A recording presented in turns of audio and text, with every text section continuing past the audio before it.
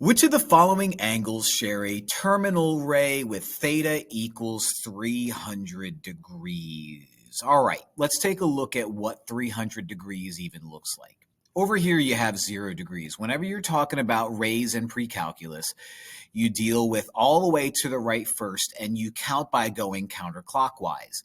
Every 90 degrees, every quadrant is 90. So, starting here would be 90, 180, 270, and so 300 would be something like that going in that direction.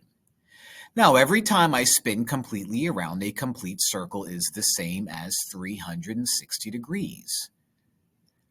So if I give you 300, I can literally come up with an infinite amount of other measurements that mean the same thing by adding or subtracting 360. So that's what I'm going to do here. I'm going to take my three options and add or subtract 360 and see if I get 300. So for one, if I add 360, right off the bat, I get 300, like the Spartans. And 1 is my option. If I take 660 and I want to try to make it to 300, what I'm going to do is I'm going to subtract 360, and 660 minus 360 is also 300. So 2 is an option as well.